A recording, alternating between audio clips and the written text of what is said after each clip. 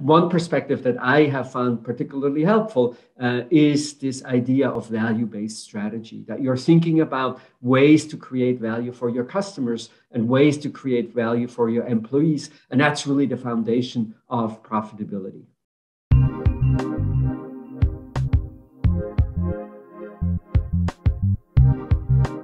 At any point in time, companies face myriads of challenges. Just think about the current situation. There's a war for talent because we don't quite find the number of talented employees that we would like to have.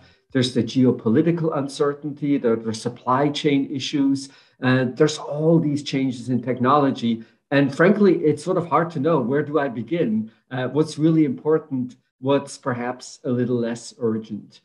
Perspectives, the way I think about them is they work a little like filters. They help you identify what's really critical, what can wait for another day, where do you need to allocate resources, capital, talent, in order to master today's challenges. Strategy has, of course, many tools to figure out what's important, what's not important, where should you allocate your resources. The balanced scorecard is one such tool. Hashin-Kanri matrices have become popular as a result of the rise of Japanese management techniques, and so on, and so on, and so on. I don't think it matters so much which of these tools you use, as long as you're crystal clear about how does the tool help identify priorities? What are perhaps the weaknesses of the tools? What can you say about the kinds of opportunities, the kinds of challenges that you're likely to miss if you resort to a particular tool?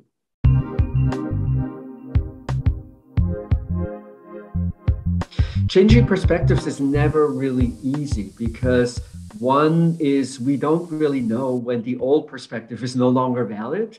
And it's hard because we have many resource allocations, we have many activities that are based on old ideas of our perspectives. I give you two examples. One is this notion that in a digital economy, companies that benefit from network effects will always win. They always end up in winner-take-all markets. That, of course, was a fantastic story in Silicon Valley maybe 20, 25 years ago, and it led to massive inflow of capital because we saw all of these markets where perhaps at the very end, only one company would win.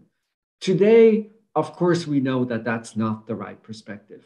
Even if you build a business that benefits from network effects, it's likely to remain competitive. Just think of the social media space. Think of ride sharing as an example. Time after time after time, we see that companies that have network effects are not going to be winner take all. And yet, the old perspective that what really matters is super fast growth. What really matters is scale. What really matters is the number of users that I get in the shortest period of time. That thinking is still prevalent today, even though different ways of adding value, different ways of winning in the marketplace have proven to be actually at least as valuable and perhaps better sometime. And so the key is really to understand the fundamental economics. When am I applying a tool? When am I applying a framework that may have been an okay framework in the past, but is not such a great framework today?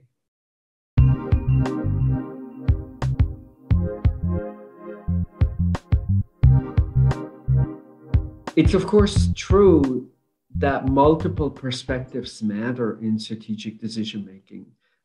I don't know a company that is not thinking about its customers. I don't know a company that's not thinking about employees and investors.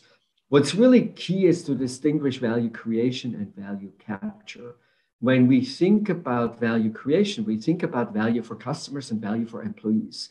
When we think about value capture, we're thinking about all the value that the company created in the first place. How does it get divided up between customers, employees, and then importantly, the people that own the company, the investors in the organization?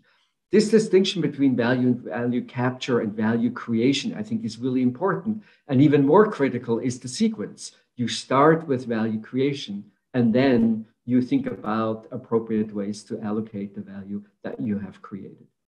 Warum ist die Fähigkeit zum Perspektivenwechsel so wichtig? Und warum wird uns diese Fertigkeit den Weg aus der Pandemie erleichtern? 7 anerkannte Verhaltensökonominnen und Wissenschaftlerinnen haben in ihren aktuellen Forschungsarbeiten Antworten auf diese Fragen gefunden und werden diese mit Ihnen teilen und diskutieren. Hans-Joachim Voth: Was können wir aus der historischen Evidenz früherer Pandemien für unseren postpandemischen Weg lernen? Felix Oberholzer-Gee spricht über strategische Werkzeuge, die uns helfen, mit Kreativität zu jenen neuen Strategien zu kommen, die den Perspektivenwechsel inkludieren. Raffaela Sadun zeigt uns, warum gerade soziale Kompetenz eines der wichtigsten Tools für CEOs sein wird, wenn sie postpandemische Strategien erfolgreich implementieren wollen. Süle Alan und Göste Korecikulu Ijakoglu präsentieren ihr Experiment Improving Workplace Climate in Large Corporations. Die Ergebnisse zeigen, warum Vertrauen in der Arbeitswelt eine zentrale Rolle spielt. Matthias Sutter teilt seine Ergebnisse zu Leadership und Perspektivenwechsel mit Ihnen und diskutiert die wesentlichsten Prinzipien, die über Erfolg und Misserfolg entscheiden.